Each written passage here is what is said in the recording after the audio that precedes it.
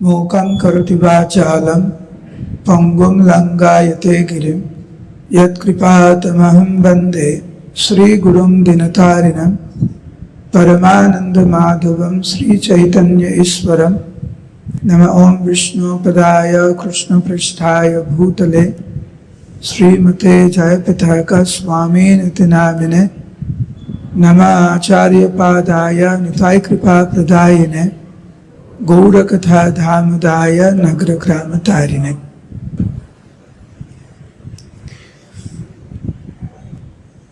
এখানে উপস্থিত রয়েছেন আমাদের যে গীতা একাডেমি রয়েছে তার সুযোগ্য প্রধান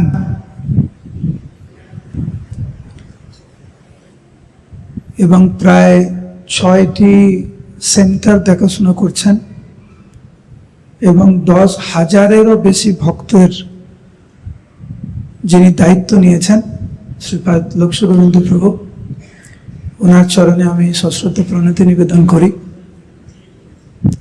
অনেক সিনিয়র ভক্ত, আমার থেকে অনেক অনেক হাজার কোটি গুণ ভালো ভক্ত উনি।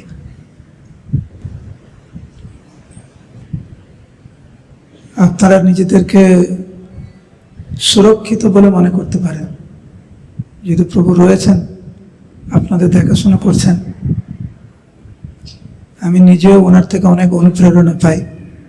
অক্লান্ত পরিশ্রম করেন উনি গুরুদেবের প্রভুপাদের সন্তুষ্ট বিধানের জন্য। উপস্থিত সমস্ত গৌর ভক্তবৃন্দের শ্রীচরণ কমলে আমার সশ্রদ্ধ প্রণাম।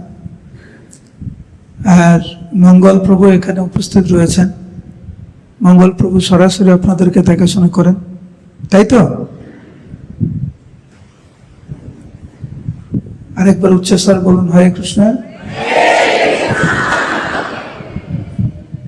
আজকের আমরা কয়েকটি গুরুত্বপূর্ণ বিষয় নিয়ে আলোচনা করব। আমি সবাইকে অনুরোধ করব একটু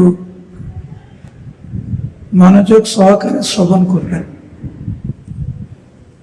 আজকের আমরা যা আলোচনা করব এটি আমার কথা নয়। আমার কথাকে গুরুত্ব দেবেন না, কোনো অসুবিধা নেই, কিন্তু আজকের প্রত্যেকটি কথা আমরা কৃষ্ণদাস কবিরাজ গোস্বামীর কথা নিয়ে আলোচনা করব।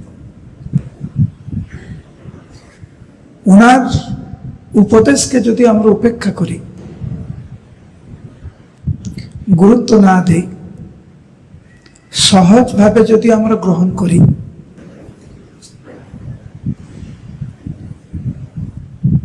তাহলে আমাদেরকে কে রক্ষা করবে? কৃষ্ণদাস কবিরাজ গোস্বামী চৈতন্য চরিতামৃতে বিভিন্ন স্থানে একটি গুরুত্বপূর্ণ বিষয় উনি আলোচনা করেছেন, যে আমরা তখনই ভগবত ভক্তিকে গুরুত্বের সাথে আমরা গ্রহণ করব যখন ভগবত ভক্তির মহিমা আমরা জানব।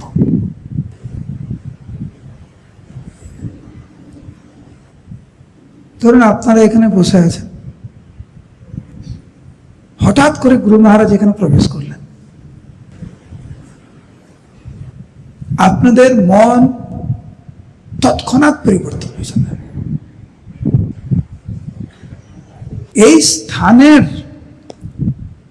পরিবেশ তৎক্ষণাৎ পরিবর্তন হয়ে যাবে। কেন? কারণ আপনারা গুরু মহারাজের মহিমা বুঝতে পেরেছেন।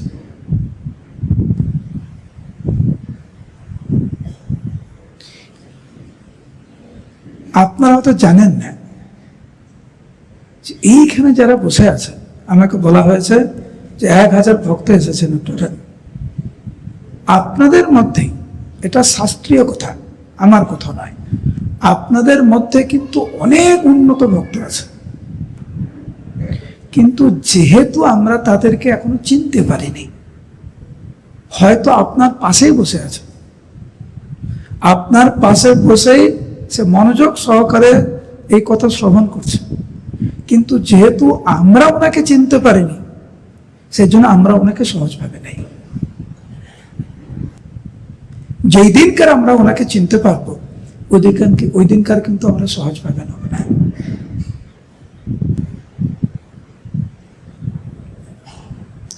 সবকিছুর গুরুত্ব, যে কোনো বিষয় যখন আমরা গুরুত্ব বুঝবো, যে কোনো ব্যক্তির আমরা যখন গুরুত্ব বুঝবো, তখন দেখবেন অত্যন্ত সম্মান এবং এবং সম্ভ্রমের সহিত তার সাথে কথা বলবো, তার সাথে আচার আচরণ করব। আপনি একজন সাধারণ ব্যক্তির সাথে যেভাবে আচরণ করেন, আপনি কিন্তু গুরু মহারাজের সামনে যদি কথা বলার সুযোগ হয় কখনো ওই রকম কথা বলবেন না যেভাবে আপনি অন্যদের সাথে কথা বলেন।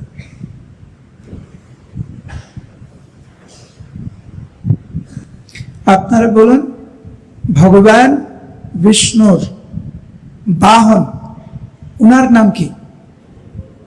উচ্চস্বরে বলুন। গরুড়দেব। গণেশ ঠাকুর ইঁদুর। দেবাদিদেব মহাদেব নন্দী। ব্রহ্মা হংস। এখানে কারা কারা ভক্তি জীবন করছেন হাত তুলুন। ভক্তি জীবন করার চেষ্টা করছেন হাত তুলুন।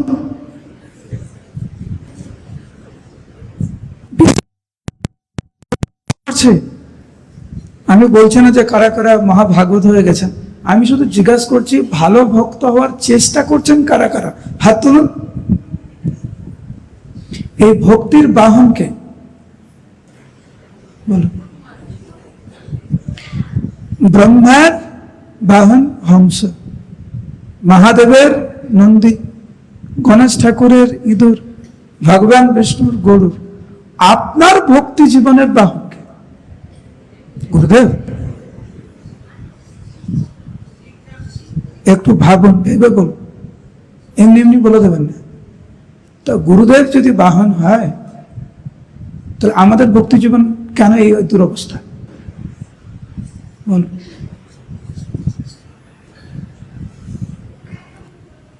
আমার ভক্তি জীবনের বাহনকে, ভক্তির বাহনকে, বিশেষ করে আমার ভক্তি জীবনের বাহনকে আমি একটা শ্লোক বলছি। এই শ্লোকটি হচ্ছে আমাদের ভক্তি জীবনের বাহন। সবাই জানেন ওই শ্লোকটি। যারা একদম নতুন এসেছেন তারা হয়তো জানেন না, কিন্তু যারা কমপক্ষে 1 মাসের ভক্ত তারা এই শ্লোকটি জানবেন। আমার সাথে সাথে বলুন। ত্রিনাদপি সুনীচেন তরোরিব সহিষ্ণুনা অমানেন মানদেন কীর্তনীয়া সখা। এটা হচ্ছে ভক্তি, আমাদের ভক্তি জীবনের বাহন। এই শ্লোকটিকে ঠিক যতটুকু আমরা বাস্তবিক দিক দিয়ে আমরা লালন পালন করব, মহাপ্রভুর এই উপদেশকে আমরা হৃদয়ে ধারণ করব এবং এই উপদেশকে আমাদের জীবনে বাস্তবিক রূপে আমরা রূপদান করব, যতটুকু করব ঠিক ততটুকুই ভক্তি জীবন আমাদের শক্তিশালী। অনেক রকমের বাহন হয় না, হেঁটে যেতে পারো। কলকাতা থেকে এসেছেন আপনারা অনেকে, হেঁটে যেতে পারেন, সাইকেলে করে যেতে পারেন, মোটর সাইকেল করে যেতে পারেন, টোটো করে যেতে পারেন, গাড়িতে করে যেতে পারেন, হেলিকপ্টারে করে যেতে পারেন। এটাই তো বাহনের উপর অনেক কিছু নির্ভর করছে, কত তাড়াতাড়ি পৌঁছাবে।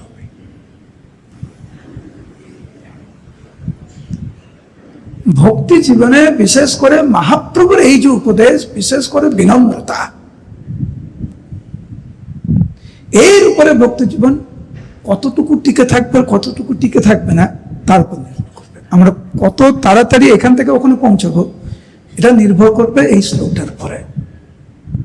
সেই জন্য কৃষ্ণদাস কবিরাজ গোস্বামী বলেছেন এই শ্লোকটি সবসময় গলায় ধারণ করতে। ঠিক যেরকম আমাকে একটা মালা দেওয়া হয়েছে, আপনাদের মালা আছে, সবার মালা আছে। কৃষ্ণদাস কবিরাজ গোস্বামী বলছেন এই শ্লোকটি ধারণ করতে। তো প্রথমে আমি অনুরোধ করব, আমরা কোথায় এসেছি তার গুরুত্ব বোঝা উচিত। কার সাথে আমরা সম্পর্ক গড়ে তোলার চেষ্টা করছি তার গুরুত্ব বোঝা উচিত। যে সমস্ত বৈষ্ণবীরা আমাদেরকে সাহায্য করার চেষ্টা করছেন ভক্তি জীবনে, তাদের গুরুত্ব বোঝা উচিত আমাদের জীবনে। ওনাদের ভূমিকা কি আমাদের জীবনে? একটা সাধারণ কথা বলছি, আপনার কলকাতা থেকে এসেছেন, কেন এসেছেন? কোথায় এসেছেন? যখনই আমরা এই বিষয়টি বুঝতে পারবো, যেমন ভগবান কৃষ্ণ নন্দ মহারাজকে জিজ্ঞাসা করছেন যে বাবা তুমি কেন ইন্দ্র পুজো কেন করছো? তুমি কার উদ্দেশ্যে, কাকে সন্তুষ্ট করার চেষ্টা করছো? তুমি কি পেতে চাইছো? এটা আমাকে পরিষ্কার করে আগে বলো। খুব বিনম্র চিত্তে জিজ্ঞাসা করছে, কিন্তু খুব দৃঢ়ভাবে। এবং কৃষ্ণ কিন্তু সুস্পষ্টভাবে বাবাকে বলছে, বাবা তুমি কিন্তু মনে করবে না যে আমি ছোট্ট বলে আমি বুঝতে পারবো না। যেহেতু আমি ছোট, তোমার কর্তব্য পিতা হিসাবে আমাকে বুঝানো কি উদ্দেশ্য নিয়ে তুমি এসব করছো। তো আমাদেরও তো নিজেকে জিজ্ঞাসা করা উচিত, কোথায় এসেছি আমরা? কলকাতা ছেড়ে বা আপনারা যেখানে থাকেন আপনাদের আরামদায়ক জায়গা ছেড়ে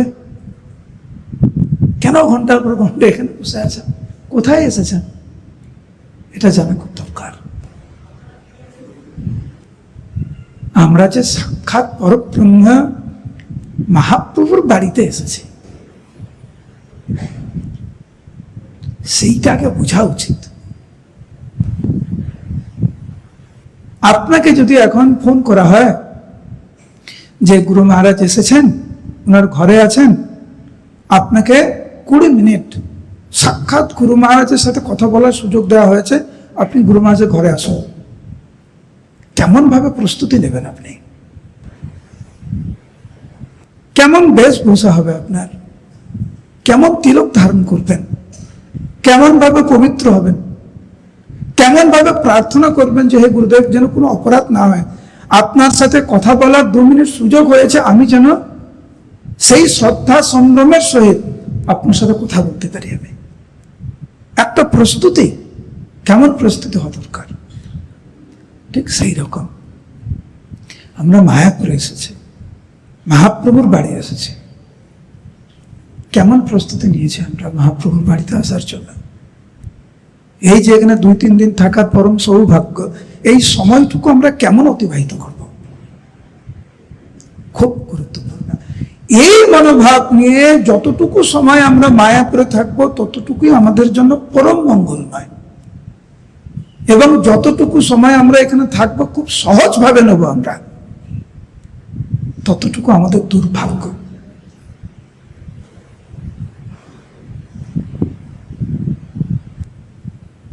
সেই জন্য যখনই দেখবেন ধানকে সহজভাবে নিয়ে নিচ্ছেন, গুরুদেবকে সহজভাবে নিয়ে নিচ্ছেন, ভক্ত সমাজকে সহজভাবে নিয়ে নিচ্ছেন, সাবধান হয়ে যাওয়া উচিত আমাদের। ভুল হয়ে যাচ্ছে তো আমাদের। ব্রহ্মা আমাদের সম্প্রদায়ের আদিগুরু, উনি কিন্তু নিজে উনি এটা স্থাপন করেছেন। বৃন্দাবনে এসেছেন, সবকিছু দেখেছেন, কিছুক্ষণ থেকেছেন, তারপরে ব্রহ্মা বলছে এখানে বেশিক্ষণ থাকা উচিত নয় আমার, আমি আবার ভুল করতে পারি, আবার সহজভাবে নেব, আরো নিজেকে তৈরি করি। তো ব্রহ্মা যদি এরকম মনোভাব হয়, আমাদের মনোভাব কেমন হবে? সেই জন্য কৃষ্ণদাস কবিরাজ গোস্বামী উনি এখানে বর্ণনা করছেন যে আমাদের আগে জানা উচিত যে কিরকম ভয়ঙ্কর সমুদ্রে আমরা পড়ে গেছি। আমরা কিন্তু কখনো ভাবি না। কৃষ্ণদাস কবিরাজ গোস্বামী একটু শব্দ ব্যবহার করেছেন, গ্রাহ। গ্রাহ মানে কুমির। ওই মাতাজিকে একটু সাহায্য করুন, জেগে থাকুন, সামনে বসুন তো, জেগে থাকবেন। তো কুমির, ধরুন আপনাকে একটা পুকুরে ছেড়ে দেওয়া হয়েছে আর বলা হয়েছে এই দিক থেকে ওই দিকে আপনি সাঁতার কেটে যান, কিন্তু আপনি চিন্তা করবেন না মাত্র 108টি কুমির এখানে আছে। যদি আপনাকে বলা হয় কেমন লাগবে? পার হবেন কি করে? তাও আবার কৃষ্ণদাস কবিরাজ গোস্বামী একটা শব্দ ব্যবহার করেছেন, বালকই। যদি ছোট্ট বালক হয়, ওই ছোট্ট বালককে সমুদ্রে ফেলে দেওয়া হয়েছে এবং সমুদ্রে ভয়ঙ্কর ভয়ঙ্কর জল জন্তু, যারা যে কোনো মুহূর্তে আমাদেরকে বিনাশ করে দিতে পারে। আর ছোট্ট বালক, কিরকম অবস্থা হবে? কিন্তু কৃষ্ণদাস কবিরাজ গোস্বামী বলছেন যে আমাদের অবস্থা একদম এইরকম, বালকই, ছোট্ট বালক আমরা। আপনি বলুন তো, মহাকালের সামনে আমরা কত শক্তিশালী, মায়ার সামনে আমরা কত শক্তিশালী, কাম ক্রোধ লোভ মোহ মাৎসর্যের সামনে আমরা কত শক্তিশালী। আমরা পাগল হয়ে যায় কেবলমাত্র জিহ্বাকে সন্তুষ্ট করার জন্য, অহংকারকে সন্তুষ্ট করার জন্য আমরা পাগল হয়ে যাই। আমরা কত আমরা শক্তিশালী। কিন্তু কৃষ্ণদাস কবিরাজ গোস্বামী বলছেন আমরা আমাদের এই দুরবস্থা হলেও ছোট্ট বালক ভব সমুদ্রে আমরা পতিত হয়েছে, যেখানে ভয়ঙ্কর ভয়ঙ্কর জলজন্তু রয়েছে, গ্রাহ রয়েছে, গ্রাহা, কুমির রয়েছে আদি। কিন্তু শ্রী চৈতন্য প্রভুম বন্দে বালবিয়ত অনুগ্রহ, মহাপ্রভুর কৃপা যদি একবার হয়ে যায়, মহাপ্রভুর কৃপা দৃষ্টি যদি আমরা একবার পাই, সিদ্ধান্ত সাগর, এই সংসার সমুদ্র থেকে আমরা পার হতে পারি। এই যে সমুদ্রের কথা বলা হয়েছে না, অনেক রকমের সমুদ্র আপনারা শুনেছেন শাস্ত্রে, ক্ষীর সমুদ্র, দুধ সমুদ্র, দইয়ের সমুদ্র। আর আমাদের সমুদ্র হচ্ছে কিসের সমুদ্র? যন্ত্রণার সমুদ্র, কষ্টের সমুদ্র, জন্ম মৃত্যু জরা ব্যাধির সমুদ্র। শাস্ত্রে একটি শ্লোক আছে, আপনারা সবাই জানেন হয়তো, তর্কো প্রতিষ্ঠাম সুতয়ো বিভিন্নম নসো ঋষির যস্য মতম ন ভিন্ন। নানা মুনির নানা মত, বিভিন্ন শাস্ত্র বিভিন্ন কিছু বলছে। আমি একটা ছোট্ট উদাহরণ দিই। এই যে পুরুষোত্তম ব্রত আপনারা অনেকে করছেন, পুরুষোত্তম ব্রত যে কিভাবে পালন হবে এইটা নিয়ে কত তর্ক, অনেক তর্ক। অমাবস্যার সময় করতে হবে না অমাবস্যার পরে করতে হবে। এক একজন পণ্ডিতের কাছে যান, তারা শাস্ত্র উক্তি দিয়ে আপনাকে বুঝিয়ে দেবে। এর থেকে আমরা কি করে উদ্ধার পাবো? একে তো মানসিক যন্ত্রণা, শারীরিক যন্ত্রণা, পরিবারের যন্ত্রণা, পরিবেশের যন্ত্রণা, কেউ কারোর কথা শুনে না, ভয়ঙ্কর পরিস্থিতি। সেই জন্য বিশ্বনাথ চক্রবর্তী ঠাকুর শব্দে ব্যবহার করলেন সংসার দাবান। দাবান হলে মধ্যে আমরা রয়েছে। বলুন উচ্চস্বরে হরে কৃষ্ণ, আরেকবার উচ্চস্বরে। কিছু মনে করবেন না, হ্যাঁ, বিশেষ করে যারা ঘুমানোর চেষ্টা করছে, আমি কিন্তু ঘুমাতে দেব না। যারা একদম পিছনে বসেন তাদের কোনো অসুবিধা নেই, আমি তো বুঝতে পারছেন। সামনে যারা বসে আছেন একটু প্রস্তুতি নিয়ে বসবেন। আরেকবার বলুন হরে কৃষ্ণ।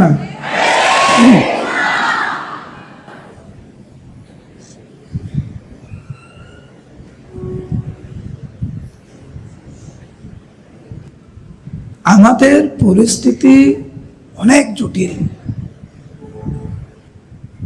অনেক ভয়াবহ।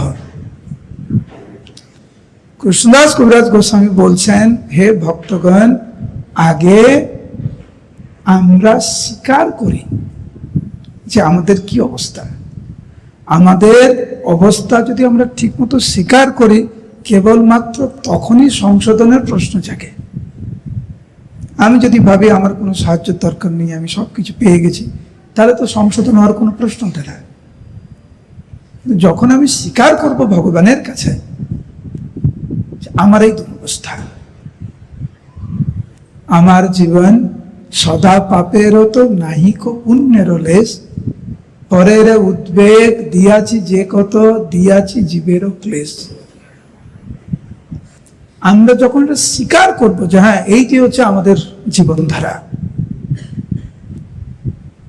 আত্মকেন্দ্রিক জীবন হচ্ছে আমাদের জীবনধারা, যখন আমরা স্বীকার করব কেবলমাত্র তখনই একটি প্রসঙ্গ জাগে, এর সংশোধন আমরা কি করে করব। তো এইখানে ভক্তিনাথ ঠাকুর এবং কৃষ্ণদাস কবিরাজ গোস্বামী দুইজনেই বিভিন্ন জায়গায় বর্ণনা করেছেন যে কিভাবে মহাপ্রভু কত করুণাময়, যে 4টি সম্প্রদায় থেকে মহাপ্রভু মূলত দুটি করে সিদ্ধান্ত উনি গ্রহণ করেছেন, এবং এই 4টে সম্প্রদায় থেকে, 4টে সম্প্রদায় মানে ব্রহ্ম সম্প্রদায়, শ্রী সম্প্রদায়, কুমার সম্প্রদায় আর রুদ্র সম্প্রদায়, এই 4টে সম্প্রদায় থেকে দুটি সিদ্ধান্ত উনি গ্রহণ করে ব্রহ্মমত গৌড়ীয় সম্প্রদায় উনি আবির্ভূত হলেন। সেই জন্য আমাদের একটু পরিষ্কার করে জানা উচিত যে সমস্ত সম্প্রদায়ের সার শ্রীমৎ মহাপ্রভু আমাদেরকে দিয়েছেন। আমাদের মনে যেন বিন্দু মাত্র সন্দেহ না থাকে, ওই বাবা এটা বলেছে, ওটা আমাদের সম্প্রদায় নেই, ওই গুরুদেব বৃন্দাবনে এটা বলেছে, ওই গুরুদেব দ্বারকাতে এটা বলেছে, এই বাবা মায়াপুর এটা বলেছে, ওই বাবাজি এটা বলেছে, এই গুরুদেব এটা, বিভ্রান্ত হয় না আমরা?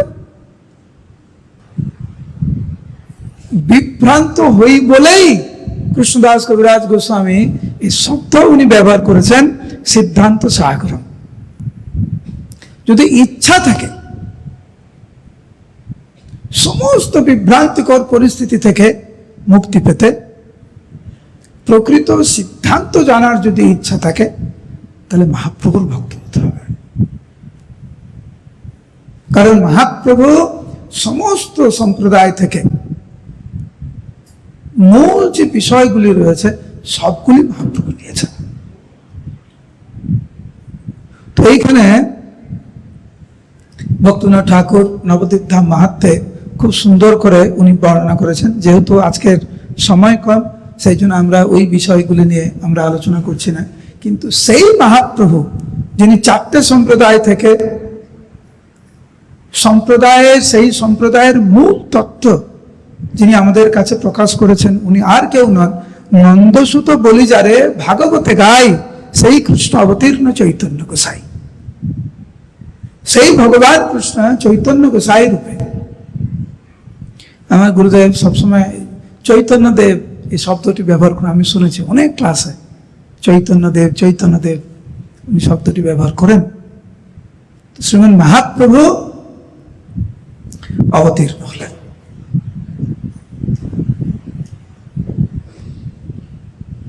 একদিকে নারদ মুনির প্রার্থনা, অদ্বৈত গোসাইয়ের প্রার্থনা, অগণিত ভক্তের কাতর প্রার্থনা এবং মহাপ্রভুর নিজের ইচ্ছা, সবকিছু মিলিয়ে মহাপ্রভু উনি অবতীর্ণ হলেন। এখন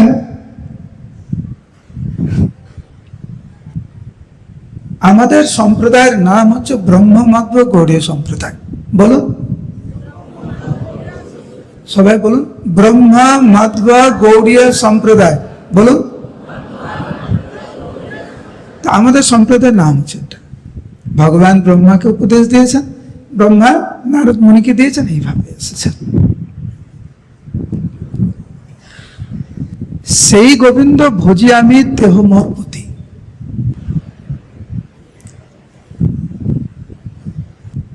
দেখবেন 4টে সম্প্রদায়ে এই ভাবটি খুব দৃঢ়ভাবে প্রতিপন্ন করা হয়েছে যে আমি গোবিন্দকে ভজনা করি, উনি আমার সর্বস্ব। শুধু মৌখিক ভাবে নয়, বাস্তবিক অর্থে। শঙ্করাচার্য সবাই বলে উনি মায়াবাদ প্রচার করেছেন, কিন্তু ওনার বিখ্যাত গান ভজ গোবিন্দম ভজ গোবিন্দম ভজ গোবিন্দম মূঢ়মতে। হে মূঢ়গণ, গোবিন্দের ভজনা করো, তুমি গোবিন্দের ভজনা করো, তুমি গোবিন্দের ভজনা করো। ব্রহ্ম একই কথা বলছেন, তাহার প্রসাদে মোর হয় সৃষ্টি শক্তি।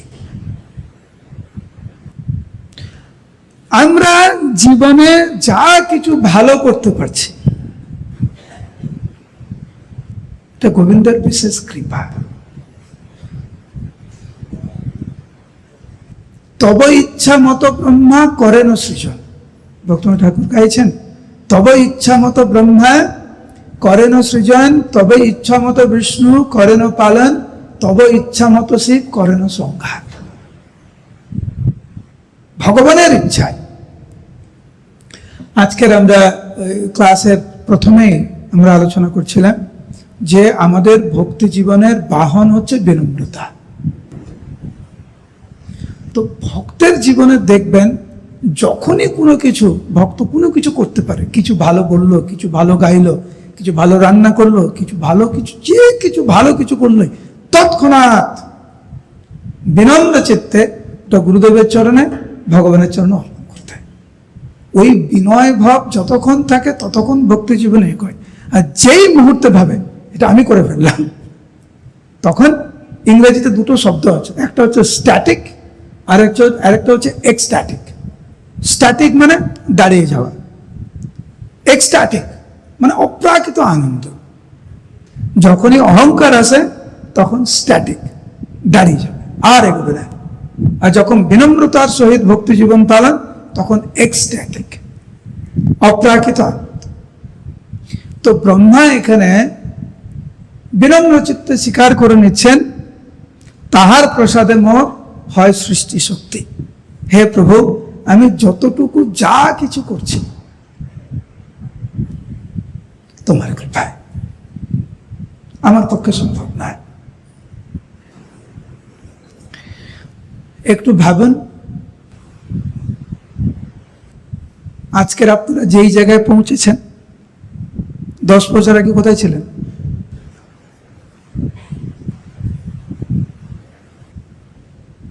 এইখানে যারা যারা বসে আছেন, কয়জন 10 বছর আগে ভক্ত হয়েছেন? হাত তুলুন। খুব কম জন। যারা বসে আছেন, আপনাদের 1-2 বছর হয়েছে। কি খাচ্ছিলেন 10 বছর আগে? একটু ভাবুন। বুঝতে পারছেন?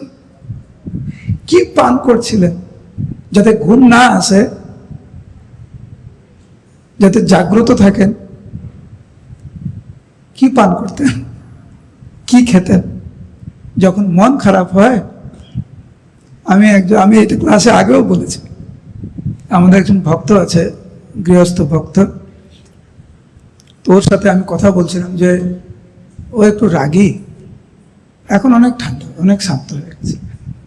ও আমাকে বলছে, প্রভু আমি যখন ভক্ত হওয়ার আগে না আরও রাগ ছিল, অনেক রাগ ছিল, এখন রাগ কমে গেছে। তা আমি বললাম যে আগে যখন রাগ হতো তখন কি করতে তুমি?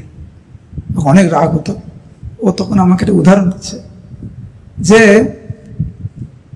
আমার যখন বিবাহ হলো, আমার না, মানে আমি যার উদাহরণ দিচ্ছি, বলে আমাদের যখন বিবাহ হলো আমরা এক জায়গায় ঘুরতে গেছি, প্রথম বেড়াতে যাওয়া স্বামী স্ত্রী হিসাবে, আর গিয়ে ঘরে ঢুকেই ঝগড়া লেগে গেছে ওর সাথে।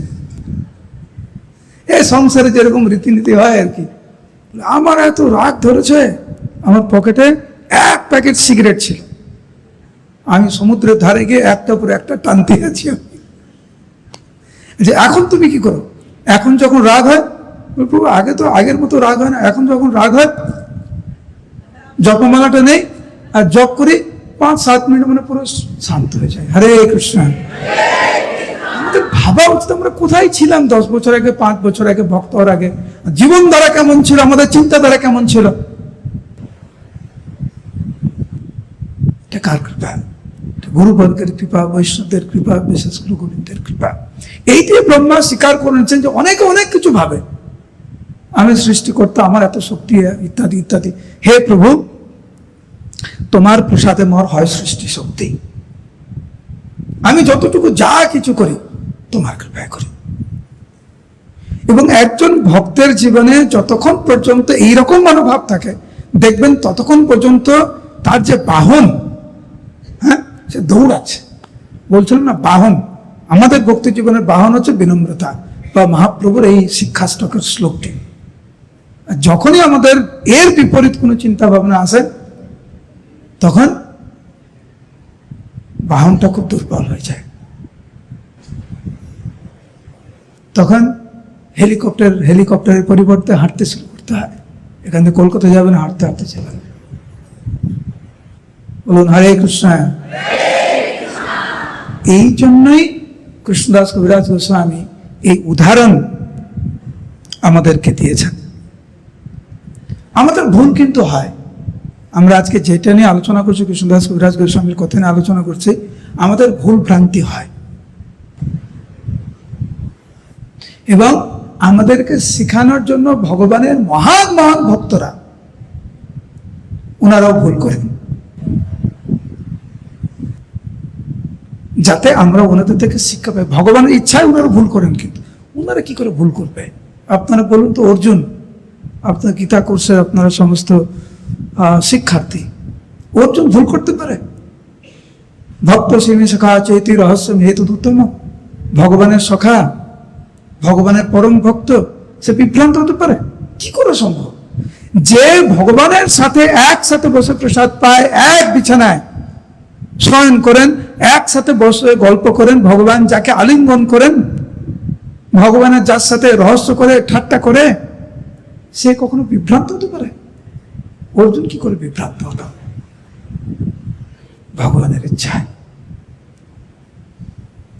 এবং অর্জুন বিভ্রান্ত হয়ে যেভাবে সেই কঠিন পরিস্থিতি থেকে উঠে এসেছিলেন, ভগবান যে পদ্ধতি দিয়েছিলেন অর্জুনকে, সেইটি শ্রবণ করে আমাদের জীবনে প্রয়োগ করে আমরা এই ভয়ানক বিভ্রান্তিকর পরিস্থিতি থেকে আমরা মুক্তি পেতে পারি। এই জন্য ব্রহ্মা ভুল করলেন। পুরাণে ভাগবতে অনেক কাহিনী আছে ব্রহ্মা কত ভুল করেছেন। আর এমন একবার ভুল করে বসলেন,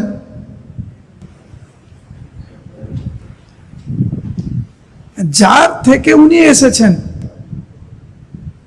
যার কৃপায়, যার ইচ্ছার উপরে উনি নির্ভরশীল, তাকেও সন্দেহ করে বসলেন। যেরকম আমরা করি, ভগবানকে সন্দেহ করে বসি, প্রভুপাদকে সন্দেহ করে বসি, গুরুবর্গকে সন্দেহ করে বসি, বৈষ্ণব সমাজকে সন্দেহ করে বসি, পুরো ইস্কন সমাজকে সন্দেহ করে বসি।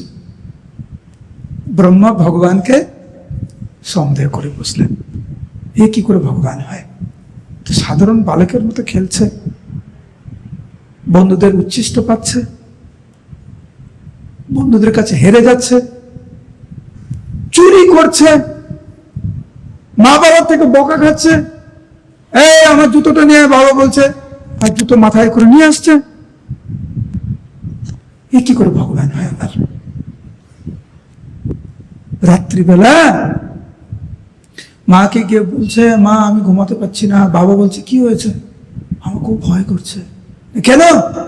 না, বিদ্যুৎ চমকাচ্ছে, আমি ঘুমাতে পারছি না। তো ব্রহ্মা ভাবছি, এবার কি করে ভগবান হয়? বিদ্যুৎ চমকাতে ভয় পাচ্ছে, এ কি করে ভগবান হয়? সেই জন্য শিশু বৎস হরি ব্রহ্মা করি অপরাধ।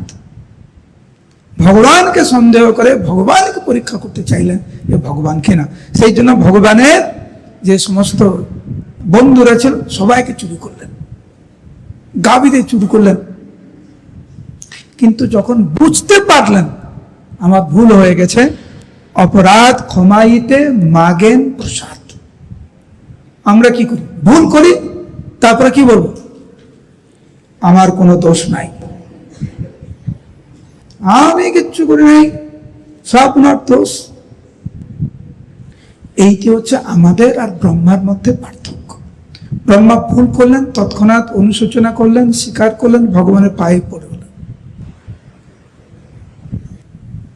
আমাদের ভুল করার পর দেখেছেন জব ক্লাসে, নিশ্চয় আপনার উপর দেখেছেন, দেখবেন কখনো কখনো ভক্তরা, কোনো ভক্ত ঘুমাচ্ছে, ঠিক আছে? আমরা তো জপের আগে যখন লম্বা লম্বা জপ হয়, আমরা বলে দিই যে আপনার পাশে কেউ যদি বসে ঘুমায়, দয়া করে হালকা ভাবে ওকে একটু জাগিয়ে দেবেন, এরকম ট্যাপ করে, যাতে উনি না ঘুমায়। অনেকবার আমরা দেখেছি ঘুমাচ্ছে, একজন ভক্ত ট্যাপ করেছে, এই তুই আমাকে কেন জাগালে, আমি ঘুমাচ্ছি না, শব্দ ব্যবহার করছে, তুমি আমাকে জাগালে কেন? তারপরে শব্দ, আমি তো ঘুমাচ্ছিলাম না। বুঝতে পারছেন? কিন্তু ভক্তের স্বভাব হচ্ছে যখনই কিছু ভুল করে সে অস্বীকার করে না। বলুন হরে কৃষ্ণ। কেন অস্বীকার করে না? কারণ সে জানে আমি যদি অস্বীকার করি আমি তো সংশোধিত হতে পারবো না। আমি যদি অস্বীকার করি আমি কিভাবে এগোবো? ব্রহ্মা হচ্ছেন আমাদের আদি গুরু, উনি কিন্তু বলছেন অপরাধ ক্ষমাইতে মাগেন প্রসাদ। আমার ভুল হয়ে গেছে প্রভু। ভগবানকে ব্রহ্মা বলছেন যে তুমি আমার পিতা, আমি তোমার সন্তান, তোমার থেকে আমার জন্ম, তুমি পিতা মাতা, আমি তোমার তো নয়, আমি তোমার সন্তান। আর বাবা মা কখনো সন্তানদের অপরাধ সেইভাবে গ্রহণ করে না। অপরাধ ক্ষমা মোরে করহ প্রসাদ। এত বিনম্রতার সহিত যখন ব্রহ্মা যখন ভগবানের কাছে ক্ষমা চাইছে, ভগবান তখন ঠিক করলেন, তার আগে না। কিন্তু ভগবান তখন ঠিক করলেন ব্রহ্মাকে পরীক্ষা নিতে হবে।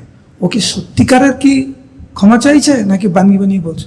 আমরা এরকম বলি না, কারো কাছে ভুল করলাম ক্ষমা চাইতে হবে, মন থেকে আসছে না, মুখ থেকে বলে ফেললাম প্রভু কি মনে করবে না, হ্যাঁ ভুল হয়ে গেছে, হরি বল, হরে কৃষ্ণ, কিছু মনে করবে। এইরকম মনোভাব যখন কেউ করে তখন তো অপরাধ থেকে তো মুক্ত হয় না, সে আরো জড়িয়ে পড়ে। ব্রহ্মাকে ভগবান পরীক্ষা করতে চাইলেন। ব্রহ্মা বলছেন তুমি আমার পিতা, তুমি আমার মাতা, তুমি তোমার থেকে আমার জন্ম, তুমি সব কিছু, তুমি দয়া করে আমাকে ক্ষমা করে দাও, তোমার থেকে আমি এসেছি। ভগবান তৎক্ষণাৎ বললেন পরীক্ষা করার জন্য, কৃষ্ণ কহেন ব্রহ্মা তোমার পিতা নারায়ণ, আমি গোপ, তুমি কইছে আমার নন্দন, তুমি বলছো তুমি আমার নন্দন। আরে আমি তো ছোট্ট একটি গোপ বালক, তোমার পিতা তো নারায়ণ, আমি তোমার পিতা কি করে হলাম? আমি তো তোমার পিতা না, আমি তো গোপ বালক। ব্রহ্মা বুঝতে পেরেছিলেন ভগবানকে পরীক্ষা করছে। সবাই উচ্চস্বরে বলুন, আরেকবার উচ্চস্বরে বলুন, হরে কৃষ্ণ। যখনই কোনো পরিস্থিতির মধ্যে পড়বেন যেটি সন্দেহজনক, কষ্টকর পরিস্থিতি, প্রতিবন্ধকতার সম্মুখীন হচ্ছেন, তৎক্ষণাৎ দয়া করে স্বীকার করে নেন ভগবান আমাকে পরীক্ষা করছে। ওই রকম মানসিকতা নিয়ে যখন পরীক্ষায় বসবেন না, যে এটা পরীক্ষা, আমাকে কিন্তু উত্তীর্ণ হতেই হবে, তাহলে দেখবেন কোনো না কোনো উপায় আপনি পেয়ে যাবেন। কিন্তু যখনই আমরা প্রতিবন্ধকতার সম্মুখীন হই, কষ্টকর পরিস্থিতির সম্মুখীন হই, আর আমরা হাল ছেড়ে দিই, তাহলে তার পরীক্ষায় পাস করা হলো না, পরীক্ষায় বসাই হলো না, পরীক্ষা পাস করবো কি করে? ব্রহ্মা কিন্তু তৎক্ষণাৎ বুঝতে পেরেছিলেন যে ভগবান আমাকে পরীক্ষা করছে।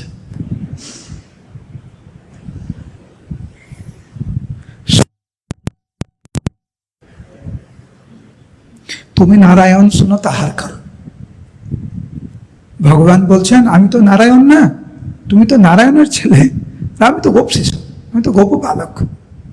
সঙ্গে সঙ্গে ব্রহ্মা বলছেন প্রভু তুমি আমাকে দয়া করে পরীক্ষা করো না, আমি অলরেডি আগে অনেকবার পরাস্ত হয়েছি, এখন বুঝতে পেরেছি আমি, এবং তুমি যে আসল নারায়ণ, যার থেকে আমার জন্ম, সে হচ্ছে তোমার অংশের অংশ। এইটি ব্রহ্মা খুব দৃঢ়তার সাথে উনি প্রতিপালন করলেন। অতএব তুমি হও মূল নারায়ণ, তুমি হচ্ছে মূল নারায়ণ, তুমি হচ্ছে অখিল বিশ্ব ব্রহ্মাণ্ডের মালিক, সর্ব কারণের কারণ, সমস্ত অবতারের অবতার।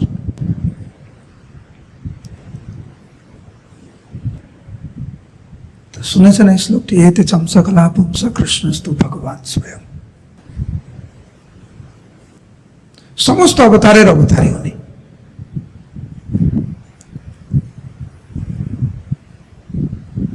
ব্রহ্মা ভগবানের চরণ কমলে খুব বিনম্রতার সহিত এটি উপস্থাপন করলেন যে হে কৃষ্ণ, তুমি সমস্ত কারণ, এই যে একটা শ্লোক আছে না, আমার সাথে সাথে বলুন, ঈশ্বর পরম কৃষ্ণ সচ্চিত আনন্দ বিগ্রহ অনাদিরাদি গোবিন্দ সর্ব কারণ কারণ গোবিন্দনাদি পুরুষ। আরেকবার, আরেকবার।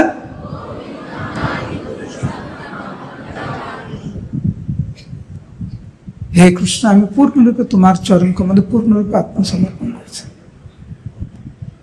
তুমি গোবিন্দ, তুমি অনাদির আদি। তো ভগবান যখন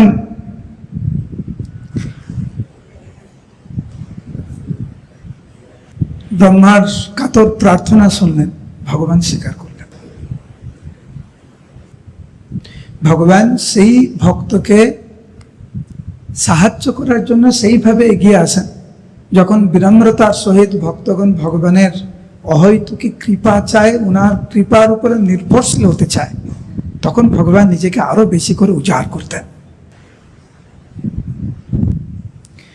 সেই কৃষ্ণ, যেই কৃষ্ণের সাথে ব্রহ্মা কথা বলছিলেন, সেই কৃষ্ণ অবতারী ব্রজেন্দ্র কুমার আপনে চৈতন্য রূপে কইল অবতার। সেই ভগবান কৃষ্ণ, সেই ব্রজেন্দ্র কুমার চৈতন্যদেব রূপে উনি অবতীর্ণ হলেন। এরপরে কৃষ্ণদাস কবিরাজ গোস্বামী সবার চরণে বন্দনা করছেন। আমরা যে বিনম্রতার কথা বলছি, সেই বিনম্রতার মূর্ত বিগ্রহ ছিলেন কৃষ্ণদাস কবিরাজ গোস্বামী। উনি বলছেন, সব শ্রোতাগণের করি চরণবন্দন। আপনারা সবাই শুনছেন কৃষ্ণদাস কবিরাজ গোস্বামী কত বিনম্রতার সহিত উনি আমাদেরকে অনুরোধ করছেন, এই সব সিদ্ধান্ত শোনা করি এক মন। আমি যা পূর্বে যা বর্ণনা করেছি, মানে আমরা যেটা শুনলাম, এবং এখন আমি যা বর্ণনা করতে যাচ্ছি, এই সব সিদ্ধান্ত শোনা করি এক মন, একাগ্র চিত্তে তোমরা দয়া করে শ্রবণ করো। মহাপ্রভু যে কত করুণাময়, উনি যে মহাবদান্য অবতার, অকাতরে প্রেম বিতরণ করতে এসেছেন এই জগতে, কোনো বাদ বিচার না করে এই সিদ্ধান্তগুলি দয়া করে আলোচনা করো। সিদ্ধান্ত বলিয়া চিত্তে না করো অলস। এইটি শ্রবণ করার প্রতি যেন আমাদের কোনো অলসতা না থাকে, আলোচনা করার জন্য যেন কোনো অলসতা না থাকে, জিজ্ঞাসা করার জন্য যেন কোনো অলসতা না থাকে আমাদের। কারণ ইহা হইতে কৃষ্ণ লাগে সুদৃঢ় মানুষ। যে গৌর কথামৃত মন দিয়ে শ্রবণ করেন, বিচার করেন, প্রশ্ন করেন, স্মরণ করেন, চর্চা করেন, এর ফলে কৃষ্ণ লাগে সুদৃঢ় মানুষ। কৃষ্ণের প্রতি সুদৃঢ় মানুষ, কৃষ্ণের প্রতি আসক্তি, কৃষ্ণের প্রতি টান। মহাপ্রভুর ধামে এসে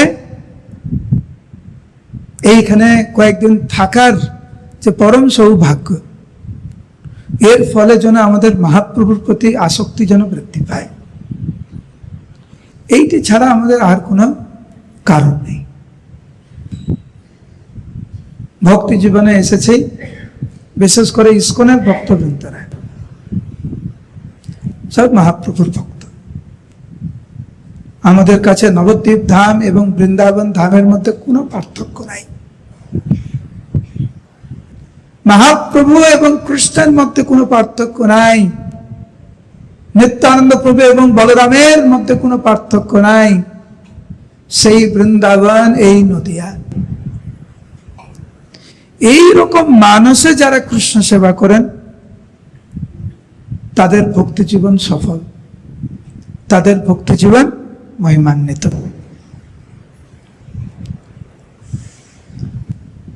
ব্রহ্মা ভুল করলেন, স্বীকার করলেন, ভগবান ক্ষমা করলেন, ভগবান ক্ষমা করে চলে গেলেন।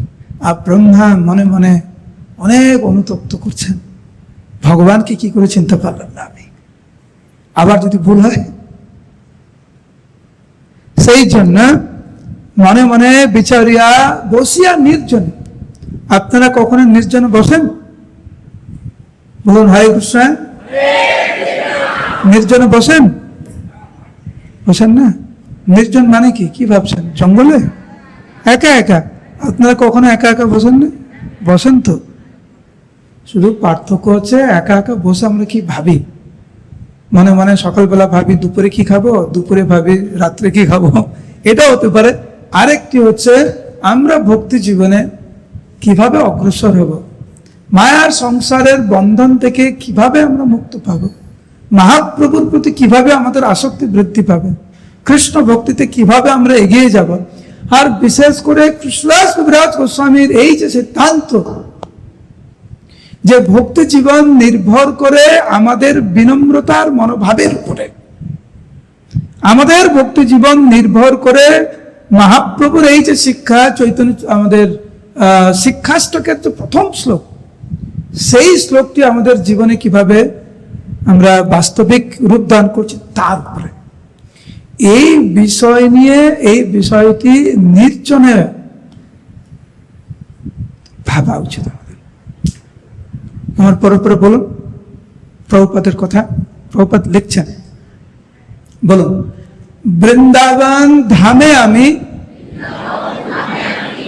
সবাই বলছেন হরি বল, বলুন, বৃন্দাবন ধামে আমি বসে আছি একা, এ ভাবনা মধ্যে মধ্যে দেয় মোরে দেখা। কৃষ্ণদাস কবিরাজ গোস্বামী যেটা বলছেন, সরি ভক্তনাথ ঠাকুর যেটা বর্ণনা করছেন, মনে মনে বিচারয় বসিয়া নির্জনে। প্রভুপাদ করেছেন, একা একা বসে বসে ভাবছেন, ভাবছেন আমার সব আছে কিন্তু কেউ নেই আমার পাশে, মায়ার সংসারে এই কাকে ভালোবাসি। উনি মনে মনে ভাবছেন, আমার অর্থবল নেই বলে সবাই আমাকে ছেড়ে পালিয়েছে। উনি ভেবেছেন এই বিষয়ে। দুঃখ হয়, হাসি পায়, একা বসে হাসি, মায়ার সংসারে এই কাকে ভালোবাসি। প্রভুপাদ বৃন্দাবন ধামে বসে, নির্জনে বসে প্রভুপাদ এটাকে স্মরণ করেছেন, চিন্তা করেছেন আমাদেরকে শিক্ষা দেওয়ার জন্য। প্রত্যেকটি ভক্তের এরকম একা একা বসে চিন্তা করা উচিত, আমাদের ভক্তি জীবন নিয়ে আমরা কোথায় আছি, কোন দিকে এগোচ্ছি, কোন দিকে পিছোচ্ছি, কোথায় ভুল করছি, কোথায় সংশোধনের প্রয়োজন। প্রত্যেকটা দিন যদি আমাদের ভক্তি জীবন নিয়ে আমরা যদি পর্যালোচনা না করি, আমাদের ভক্তি জীবনটাকে আমরা টিকিয়ে রাখতে পারবো না, সম্ভব না। কেন? ভগবানের মায়া অত্যন্ত প্রভাবশালী। উনি তো প্রত্যেকটা সময় আমাদেরকে নিয়ে উনি চিন্তা করেন। কে কে চিন্তা করেন? মায়া দেবী। কি করে ফাঁদে ফেলব? মায়াদেবীর কাজ করছেন, ওটা উনার সেবা। সাধুগুরু বৈষ্ণবের কৃপা নিয়ে আমাদেরকেও পরিকল্পনা করতে হবে। আমরা পারবো না, কিন্তু ঐকান্তিকতার সহিত যদি প্রত্যেকটা দিন আমরা এরকম চিন্তা করি, পরিকল্পনা করি, বাস্তবে রূপদান করি, মহাপ্রভু এগিয়ে আসবেন। মহাপ্রভু কিভাবে এগিয়ে আসবেন সেটাই কৃষ্ণদাস কবিরাজ গোস্বামী বলছেন। বালকই, আমরা বালক হলেও এই ভয়ঙ্কর ভব সমুদ্র থেকে মহাপ্রভু আমাদেরকে গ্রহণ করবেন। এই জন্য মায়াপুরে আসা আমাদের। মহাপ্রভুর বাড়িতে এসেছি মহাপ্রভুর আশ্রয় নেওয়ার জন্য, অন্য কোনো কারণ নেই আমাদের। আর ঐক্যবদ্ধ ভাবে যখন আমরা আশ্রয় গ্রহণ করি, সে আশ্রয় গ্রহণটি অনেক শক্তিশালী হয়। একবার ভুল করেছে ব্রহ্মা, ভাবছেন আর আমি ভুল করতে চাই না। সেই জন্য নবদ্বীপে করিল প্রভুর আরাধনা, করিবেন পূর্ণ প্রভু মনের বাসনা। এই নবদ্বীপ ধাম এটি গোলক বৃন্দাবন, গোলক বৃন্দাবন এই নবদ্বীপ ধাম। আমরা হয়তো উপলব্ধি করতে পারছি না, দর্শন করতে পারছি না, কারণ আমরা মায়ার দ্বারা আবদ্ধ, কিন্তু এটা অনেক শক্তিশালী, অসীম শক্তিশালী ভগবানের ধাম, মানে বলরাম স্বয়ং। এই ধামের প্রতি যদি আমাদের টান থাকে, শ্রদ্ধা থাকে, সম্ভ্রম থাকে, মহাপ্রভুর বিশেষ কৃপা আমরা পেতে পারি, যার দরুন মায়ার কবল থেকে আমরা উদ্ধার পেতে পারি। যখন কলকাতায় ফিরে যাবেন বা যেখানে যেখানে আপনাদের বাড়ি, মায়াপুরকে স্মরণ করবেন, অনেক শক্তিশালী ধামকে স্মরণ করা। বিশেষ করে এই কলিযুগে গঙ্গা দেবী, মায়াপুর ধাম, ভক্ত সঙ্গ, একসাথে প্রসাদ পাওয়া, এই জন্য এই গীতা একাডেমির এত মহিমা। ঐক্যবদ্ধভাবে শাস্ত্র অধ্যয়ন, ঐক্যবদ্ধভাবে জপ। লোকসুধেন্দ্র প্রভু প্রত্যেকদিন সকালে জপ করেন। কতজন জপ করেন জুমে প্রভুর সাথে সকালে? হাত তুলুন। অনেকে করছেন, অনেকে হাত তুলছেন না। এটি মহিমা। আমার পরে পরে বলুন, একাকী আমার, সবাই উচ্চস্বরে, একাকী আমার নাহি পায় বল হরিনাম সংকীর্তনে, তুমি কৃপা করি শ্রদ্ধাবিন্দু দিয়া দেহ কৃষ্ণ নাম ধনে। দেখবেন প্রভুপাদ উপদেশামৃতের বর্ণনা করেছেন, উনি এই জন্যই ইস্কন স্থাপন করেছেন, যাতে ভক্তরা ঐক্যবদ্ধভাবে ভক্তি জীবন যাপন করতে পারে। এই আপনারা একা একা তো মায়াপুর অনেকবার আসেন, একা একা লুকিয়ে লুকিয়ে অনেক কিছু ভালো মন্দ পান, হ্যাঁ, কিন্তু একসাথে এসে কীর্তন করা, একসাথে প্রসাদ পাওয়া, একসাথে বৃন্দাবনে যাওয়া, একসাথে সকালে জপ করা, এর আনন্দই আলাদা।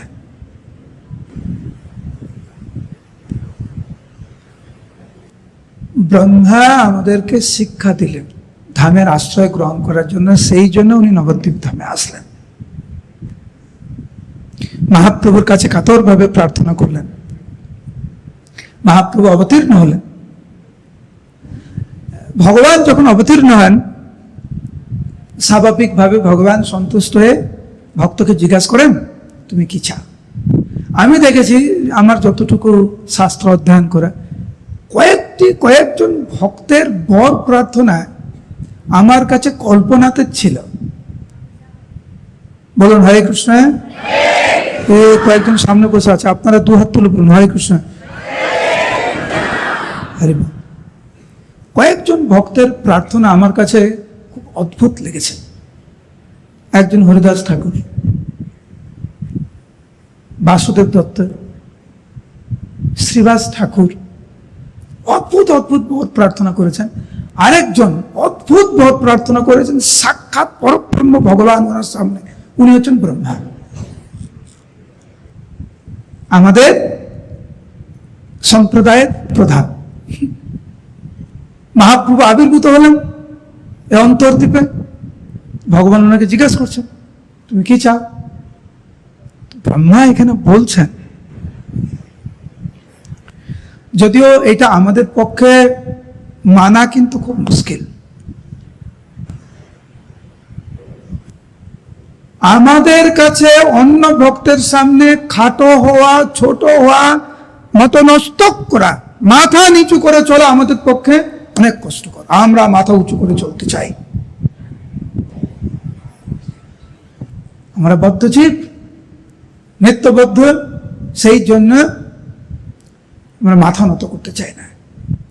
যেইখানে আমাদের স্বভাব ওই রকম, সেইখানে ব্রহ্মা প্রকৃত ভক্তের মনোভাব পোষণ করছেন। এই জন্য আজকে উদাহরণ দিচ্ছি, কারণ কৃষ্ণদাস কবিরাজ গোস্বামী বর্ণনা করেছেন ভক্তি জীবনে নির্ভর করছে বিনম্রতার উপরে, মহাপ্রভুর এই শ্লোকের উপরে।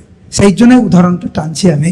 ব্রহ্মা বলছেন, সে সময়ে প্রভু মনে করি অঙ্গীকার, জন্মাইবা নিচ কুলে এই ইচ্ছা আবার। প্রভু আমি নিচু কুলে জন্মগ্রহণ করতে চাই।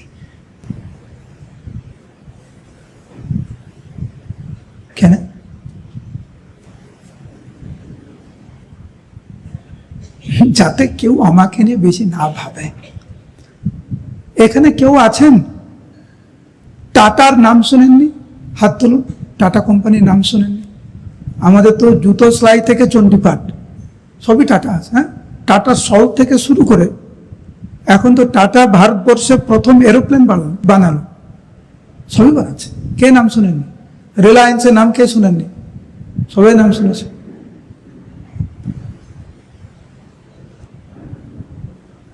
সাধারণ ভক্তকে কে চিনবে? আমার পরে পরে বলুন, সবাই উচ্চ স্বরে বলবেন চৈতন্য ভাগবতের শ্লোক। বলুন, ধন নাই, উচ্চ স্বরে, জন নাই, নাহি কো পাণ্ডিত্য, কে চিনিবে এই সব চৈতন্যের ভৃত্য। আরেকবার বলুন, ধন নাই, জন নাই, নাহি কো পাণ্ডিত্য, কে চিনিবে এই সব চৈতন্যের ভৃত্য। প্রকৃত ভক্তকে চিনা কিন্তু অনেক কষ্টকর, কারণ অনেক সময় তাদের এই জড়জাগতিক ঐশ্বর্য নাই, জনবল নাই, পাণ্ডিত্য নাই, কিন্তু মহাপ্রভু এই আসল ভক্তকে কে চিনবে?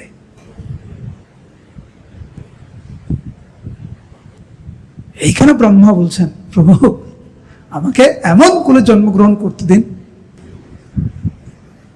যাতে মানুষ আমাকে ঘৃণা করে। থাক। দেখেছেন গৌরকৃষ্ণদাস বাবাজি মহারাজ শ্মশানে বসে জপ করতেন, বাথরুমে বসে জপ করতেন।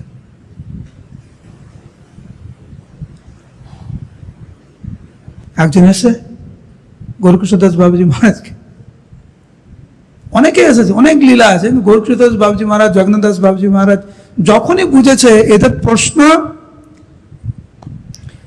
হৃদয় থেকে না, শুধু কিছু জাহির করার, বিতাড়িত করেছে। যারা হৃদয় থেকে সত্যিকারের চাইছেন ভালো কিছু, অনেক কৃপা করেছে। ব্রহ্মা ভগবানের কাছে কেমন বর চাইছেন? লোকে ঘৃণা করে যেন ওই যে দণ্ড হয়।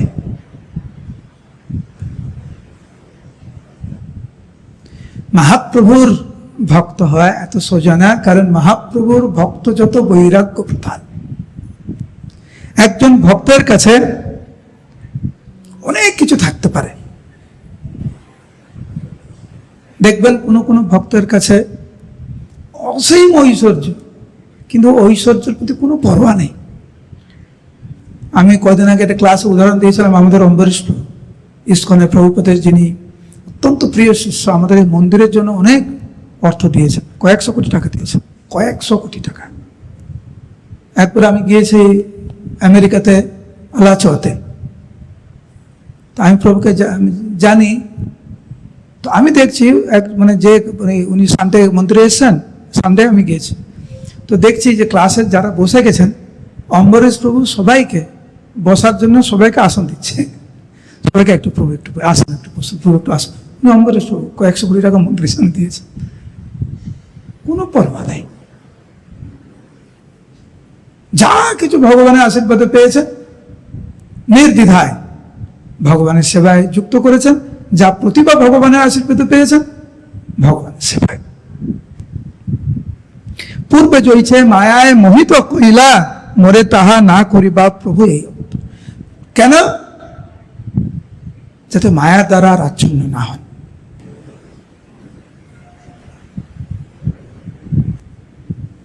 এই শ্লোকটি আপনারা সবাই বলুন, ভালো লাগবে আপনাদের।